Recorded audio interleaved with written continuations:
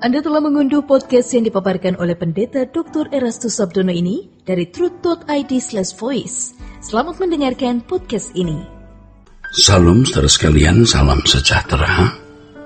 Orang-orang yang beriman itu adalah orang-orang yang dikondisikan untuk tidak memiliki apa-apa kecuali Tuhan. Bagi Abraham, milik yang paling berharga mungkin dipandang sebagai satu-satunya di hari tuanya adalah Ishak. Tapi Tuhan mau Ishak dipersembahkan untuk Allah. Abraham melakukan tanpa ragu-ragu. Kenapa? Sebab dia merasa tidak memiliki apa-apa kecuali Tuhan, majikan, Yahweh Elohim yang dia cintai. Cinta dan hormatnya kepada Elohim Yahweh lebih dari sayangnya kepada Ishak. Ini pelajaran yang berharga untuk kita, saudara. Kalau kita mau menjadi orang yang beriman dengan benar, ya seperti Abraham, tidak merasa memiliki apapun dan siapapun. Ataupun ya, kalau kita punya keluarga, punya pasangan hidup, punya anak-anak, orang tua dan lain-lain, cinta kasih kita kepada Tuhan harus melebihi cinta kasih kita kepada siapapun dan apapun. Kalau saudara harus kehilangan keluarga demi iman kepada Yesus Kristus, ya jangan dianggap itu perkara yang terlalu luar biasa, itu standar. Ya, kalau kita kehilangan seseorang demi percaya kita kepada Yesus, itu standar. Jadi kalau ada anak-anak muda yang sekarang sedang berpacaran dengan orang beragama lain, kamu tidak memutuskan hubungan itu, kamu akan kehilangan Tuhan selamanya. Kamu akan binasa. Dan penyesalanmu tidak bisa kamu bayangkan hari ini. Alkitab hanya sebutkan sebagai ratap tangis dan kertak gigi, dan itu mengerikan. Kamu menikah, kamu hanya memiliki kebahagiaan tidak lebih 50 tahun, tapi penderitaanmu kekal di api neraka dan terpisah dari Allah. Oleh sebab itu ya, kamu harus tegas berkata tidak. Tegas memutuskan hubunganmu dengan pacarmu atau calon pasanganmu yang beragama lain. Tetapi kalau kamu merasa keberatan, ya silahkan teruskan. Tuhan saja tidak memaksa. Tetapi saya ingatkan, kamu akan sangat celaka. Itulah sebabnya Yesus berkata, kalau orang mau ikut dia harus melepaskan segala sesuatu dan menganggapnya sampah. Iya, harus melepaskan segala miliknya yang Paulus katakan menganggapnya sampah itu. Sebab orang beriman itu orang yang kepentingannya hanya Tuhan saja. Itulah sebabnya di gereja mula-mula, bagaimana Tuhan memurnikan kekristenan, Tuhan membuat orang-orang Kristen tidak memiliki apa-apa. Teraniaya, harta dirampas, keluarga ditawan, ya, harga diri diinjak-injak. Ya, diikat di tiang, dibakar hidup-hidup, dilempar di kolosium, di tempat di mana dilepaskan juga binatang buas, ditonton ribuan orang dan menyorakinya. Bayangkan, saudara. Tetapi dengan cara inilah orang-orang memiliki iman yang benar. Nah, banyak orang mengaktualisasi diri dengan mencari kedudukan, pangkat, gelar, harta, penampilan, ya. Bahkan orang-orang yang di lingkungan pelayanan pun juga mengaktualisasi diri dengan mau menjadi pendeta besar, pendeta yang terhormat, bisa menjadi pimpinan di sebuah lembaga Kristen atau gereja atau sinode. Cari panggung. Dan orang-orang seperti ini orang-orang yang belum meninggalkan dirinya dan belum selesai dengan dirinya sendiri. Dia belum bisa dikatakan orang merdeka. Orang yang merdeka adalah orang yang tidak memiliki apa-apa. Tentu dalam konteks ini orang merdeka adalah orang yang telah menyerahkan dan mengembalikan segenap hidupnya untuk Tuhan. Tidak punya apa-apa bukan berarti Anda lalu sengaja menjadi orang miskin. Tidak memiliki apa-apa berarti saudara mau memberikan semua yang Anda miliki untuk kepentingan Tuhan. Untuk kepentingan Tuhan tidak berarti diberikan semua untuk gereja.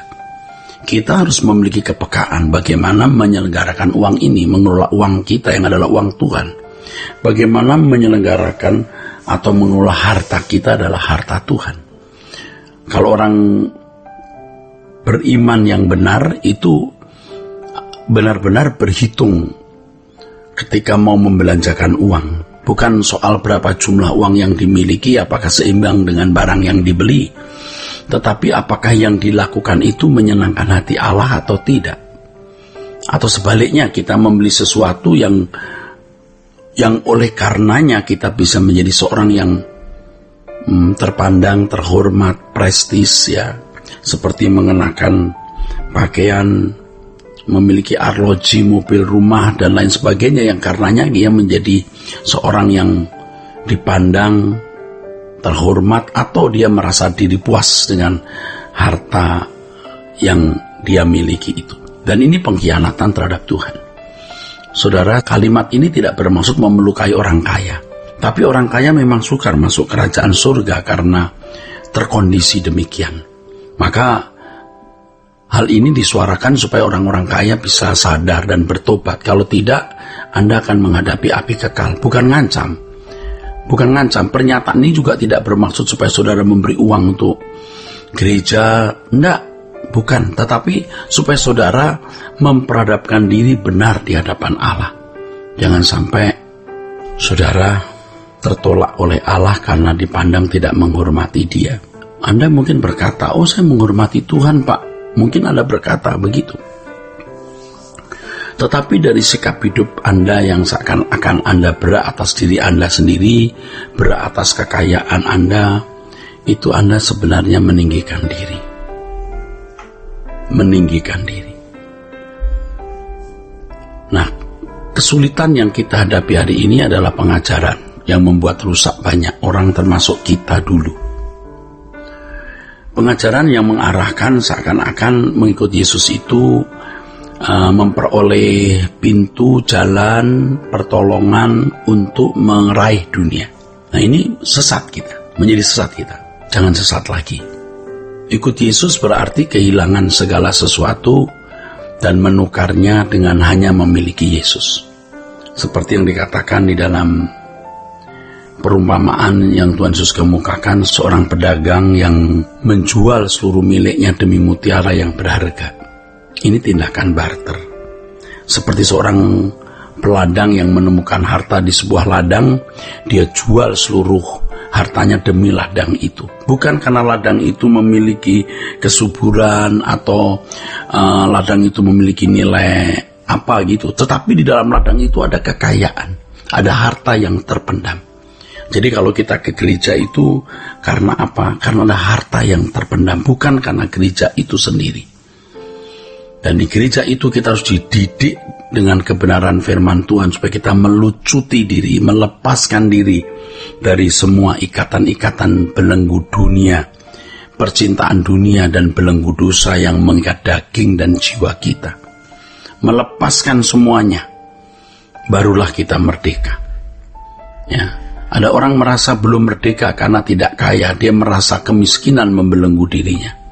Kalaupun dia lepas dari kemiskinan lalu kaya, kekayaan tidak membuat dia lepas dari kemiskinan. Sebab kemiskinan yang sesungguhnya itu kemiskinan batin. Anda bisa kaya tapi Anda menjadi pelit, Anda menjadi miskin karenanya. Anda kaya secara materi, tapi Anda tidak memiliki moral seperti yang Allah kehendaki dan Anda terancam hukuman kekal. Anda lebih miskin dari orang miskin. Saudara, orang merasa bernilai dengan arloji bagus, dengan pakaian bagus. Padahal nilai yang sesungguhnya bukan pada benda materi, tapi manusia batiniah yang berharga di mata Allah. Nah, kebenaran-kebenaran inilah yang harus diberikan kepada jemaat supaya fokus jemaat tidak tertuju kepada perkara-perkara dunia, tapi tertuju kepada perkara-perkara rohani yang bernilai kekal. Sola Gracia.